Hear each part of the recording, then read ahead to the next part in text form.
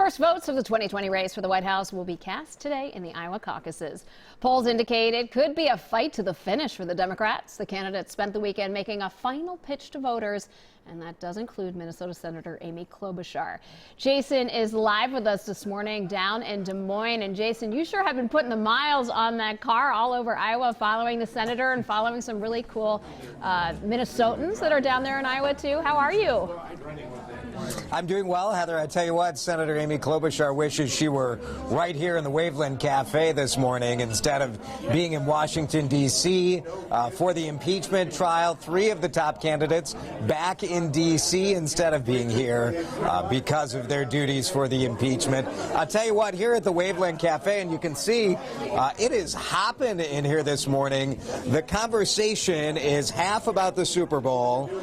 Des Moines is kind of in this in-between area where you have Vikings fans, you have Chiefs fans.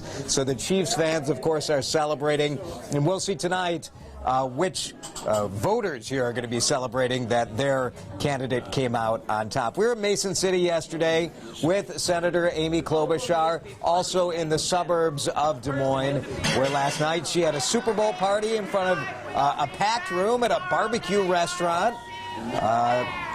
Amy Klobuchar says to her, the caucus is the real Super Bowl, the Super Iowa Caucus. Because she's not here right now, she rallied her supporters to get out and do the work for her.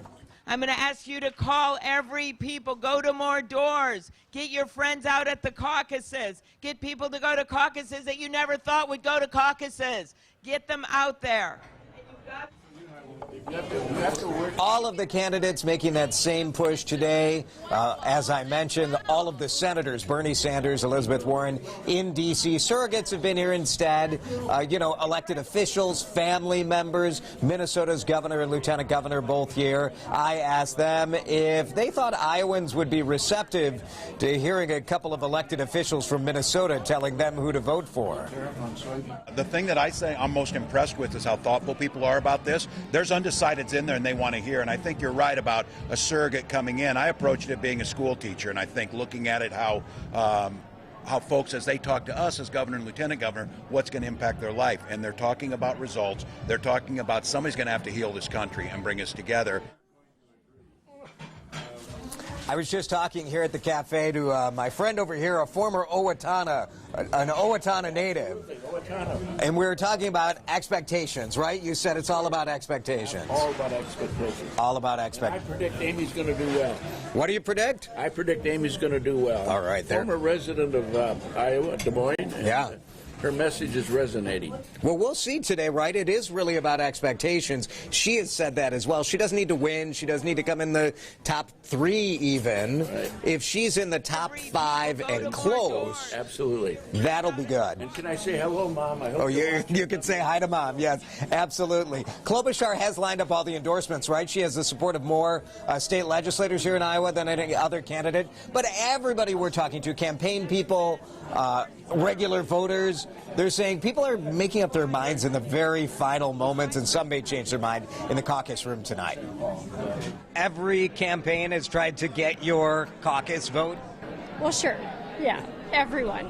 And if I'm being honest, I am 100% behind any candidate, Democratic candidate, but I've gone to almost all of them, and Amy is the one who I feel like has the most sensibility. She doesn't speak in hyperbole. She says what she means. Now, that said, Iowa is often a Republican state. In the last general election, they voted for President Donald Trump by 10 percentage points. Prior to that, they did vote for Barack Obama by 5 or 6 percentage points. At any rate, President Trump was here last week. Kellyanne Conway was in West Des Moines over the weekend. Obviously, President Trump expected to notch an easy win for Republicans who actually go out and caucus. Talked with a couple of Republicans here in the cafe who said, we're sitting this one out. No real reason to go in caucus tonight when the outcome is preordained. We are really just about, gosh, it's 9 o'clock. They start at 7. So, Heather, I'm not great at math, but that feels like 10 hours away. I think you were correct. And people are going to be, they'll be doing this. I mean, this is such a unique experience down here in Iowa because Amy Klobuchar in Mason City, when we were there yesterday, was talking in front of about, I don't know, 250, 300 people. That's a big crowd when the city of Mason City only has 28,000 residents, you know. So it is up close and personal, no matter what candidate you support. It's just really fun to see all the energy down there. I love the diner. And hi, Mom. Hi, Mom, for two in Owatonna. You got to say hi, Mom. Absolutely. Yes. All right, Jason, we're going to check back in with you in just a little bit. Thank you. We will check back with him, Jason, in our second half hour. We're going to be following developments in Iowa all day long on WCCO.